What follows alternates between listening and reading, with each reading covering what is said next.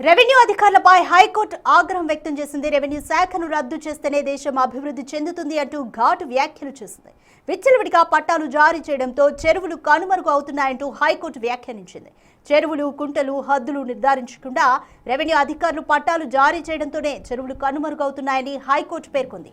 ఓ కేసులో 9 ఏళ్లు గడిచినా కౌంటర్ దాఖలు చేయకపోవడంపై హైకోర్టు ఆగ్రహం వ్యక్తం చేసింది. కౌంటర్ దాఖలు చేయకపోవడం కలెక్టర్లకు, ఆర్డీఓలకు ఓ ఫ్యాషన్ గా మారిందంటూ హైకోర్టు మండిపడింది.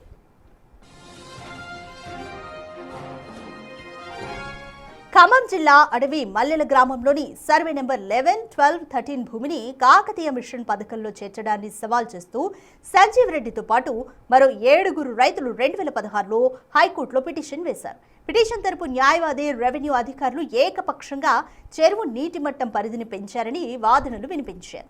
చెరువులో నీటి మట్టం పెరిగినప్పుడు ఎఫ్టీఎల్ పరిధిని పెంచే అధికారం ఇరిగేషన్ శాఖకు ఉందని ప్రభుత్వ తరపు న్యాయవాది హైకోర్టుకు తెలిపారు.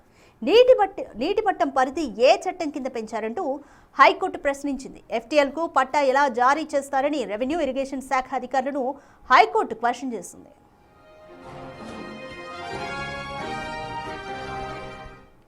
రైట్, దీనిపై మోర్ డీటెయిల్స్ మా ప్రతినిధి సురేష్ అందిస్తారు. రైట్ సురేష్, ఖమ్మంలోని గ్రామంలో భూములకు సంబంధించి నీటి మట్టం పరిధిని ఏ చట్టం కింద పెంచారంటూ కూడా హైకోర్టు ప్రశ్నించింది ప్రభుత్వాన్ని. ఎఫ్టీఎల్కు పట్టా ఎలా జారీ చేస్తారంటూ కూడా రెవెన్యూ, ఇరిగేషన్ శాఖ అధికారులను హైకోర్టు క్వశ్చన్ చేసింది.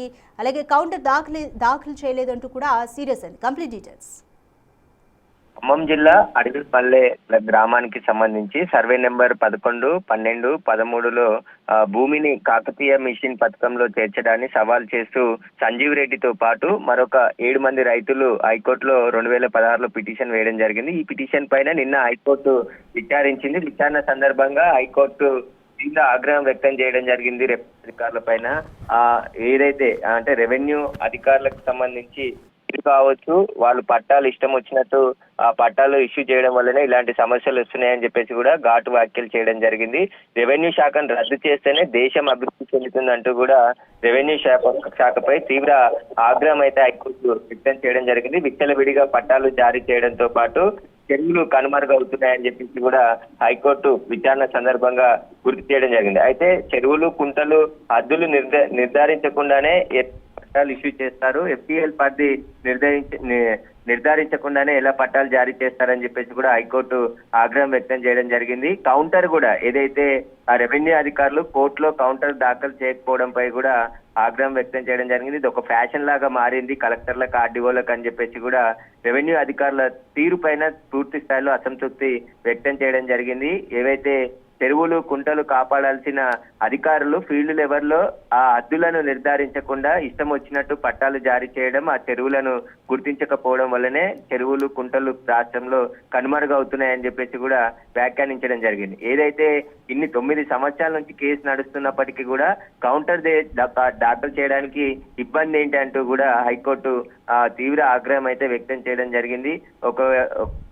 ఏదైతే రెవెన్యూ వ్యవస్థనే పూర్తిగా రద్దు చేస్తేనే దేశం బాగుపడుతుందని చెప్పేసి కూడా ఈ ఘాటు వ్యాఖ్యలు చేయడం జరిగింది. తదుపరి విచారణ వాయిదా వేసింది. పూర్తి వివరాలతో కౌంటర్ దాఖలు చేయాలని చెప్పేసి కూడా ఆర్డీఓకి, కలెక్టర్కి ఆదేశాలు జారీ చేయడం జరిగింది.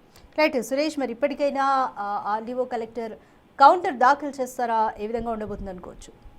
అంటే నిర్లక్ష్యము ఇక్కడ స్పష్టంగా కనబడుతుంది రెవెన్యూ అధికారులదని చెప్పేసి కూడా కోర్టు అభిప్రాయం వ్యక్తం చేయడం జరిగింది. ఆ కాకతీయ పథకంలో రైతుల భూమి ఎలా చేర్చారు, ఏ చట్టం కింద చేర్చారని చెప్పేసి కూడా ప్రభుత్వ న్యాయవాదిని కూడా ప్రశ్నించడం జరిగింది. ప్రభుత్వ న్యాయవాది ఎఫ్టీఎల్ లెవెల్ అంటే చెరువులు నీటి మట్టం నిండినప్పుడు ఎఫ్టీఎల్ పరిధి కూడా పెంచే హక్కు గవర్నమెంట్ కు ఉంటుంది. ఖచ్చితంగా ఆ ప్రకారమే ఇరిగేషన్ అధికారులు పెంచారని చెప్పేసి కూడా కోర్టులకు వాదనలు వినిపించారు. అయినప్పటికీ కూడా నష్టపరిహారం చెల్లించకుండా ఒకవేళ కోర్టు ఎఫ్టీఎల్ పరిధి నిర్ధారించినప్పుడు పట్టా ఇవ్వకుండా చెరువుగానే గుర్తించాలి. కానీ అలా కాకుండా ఎఫ్టీఎల్ పరిధి అని చెప్పేసి పట్టాలు ఇష్యూ చేయడం కూడా కరెక్ట్ కాదు అని చెప్పేసి కూడా హైకోర్టు అభిప్రాయపడ్డట్టు తెలుస్తుంది. స్పష్టంగా దీనిపైన పూర్తి స్థాయిలో ఎందుకంటే ఏ ప్రకారం అక్కడ భూమిని ఎఫ్టీఎల్ పరిధిలో చేర్చారు. వాటికి సంబంధించి పూర్తి వివరాలు కూడా కౌంటర్ రూపంలో తెలియజేయాలని చెప్పేసి కూడా కోర్టు ఆదేశాలు జారీ చేయడం జరిగింది. ఈ నష్టపరిహారం ఒకవేళ నీటి మట్టం పెరిగినప్పుడు ఎఫ్టీఎల్ పరిధి పెంచిన క్రమంలో నష్టపోయిన రైతులకు నష్టపరిహారం చెల్లించారని చెప్పేసి కూడా హైకోర్టు ఇక్కడ వ్యాఖ్యానించడం జరిగింది. కాబట్టి దీనికి సంబంధించి పూర్తి వివరాలతోనే రెవెన్యూ శాఖ సంబంధించి ఇరిగేషన్ శాఖకు సంబంధించి కౌంటర్ దాఖలు చేయాలని చెప్పేసి కూడా ఆదేశాలు జారీ చేసి తదుపరి విచారణ వాయిదా వేయడం జరిగింది. Thank you Suresh.